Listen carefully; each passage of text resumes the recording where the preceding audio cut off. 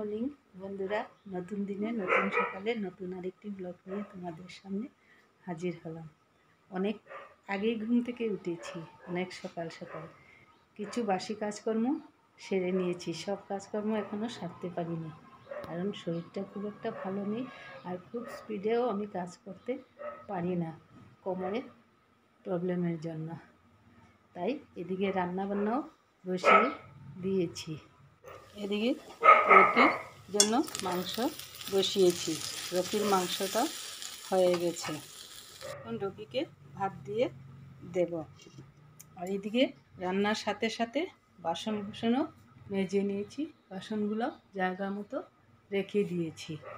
আর এদিকে এখন আমি চা নিয়ে বসলাম, চা খাবো। রকিকে মাংস দিয়ে ভাত মেখে দিয়ে দিয়েছি, ও খেয়ে নিচ্ছে। এখন শান্তিভাবে বসে চাটা খেয়ে নিই।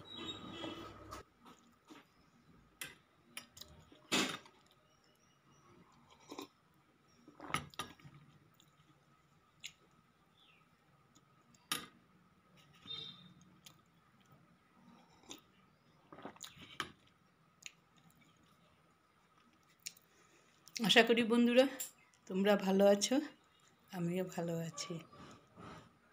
বেশ কিছুদিন ধরে ঠিকভাবে ব্লগ দিচ্ছিলাম না, কারণ আমার শরীরটা খুব একটা ভালো যাচ্ছে না। তাই মাঝে মাঝে ব্লগ দেওয়া বন্ধ হয়ে যাচ্ছে। কি করব বন্ধুরা, শরীর ভালো না থাকলে তো আর কি করে তোমাদের সাথে ব্লগ শেয়ার করব।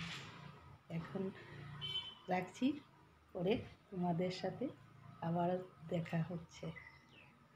বাঙালির ভাত ছাড়া চলে না, তাই ভাত রান্না করেছি।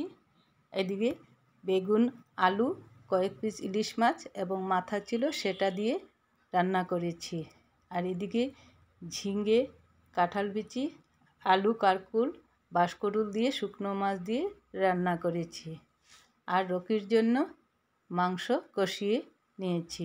এই হচ্ছে আজকে দুপুরের রান্না বান্না। সন্ধ্যাবেলা ঠাকুরকে ধূপধুনা দেখিয়ে রাস্তায় একটু হাঁটতে বের হলাম। এদিকে আকাশটা দেখতে খুব সুন্দর লাগছিল। এদিকে সন্ধ্যাও হয়ে গেছে, তাই অল্প কিছুটা হেঁটে নিলাম, নিয়ে আবার বাড়িতে চলে আসলাম। রাস্তায় হেঁটে কিছুটা সময় হেঁটে বাড়িতে চলে আসলাম। গরমও পড়েছে প্রচুর।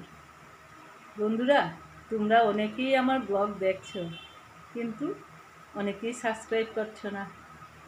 প্লিজ সাবস্ক্রাইব করে দেবে।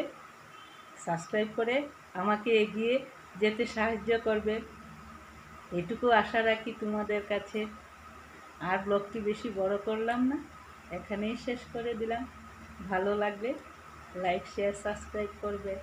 আর সাবস্ক্রাইব অবশ্যই করবে আমাকে যদি ভালোবেসে থাকো। টাটা।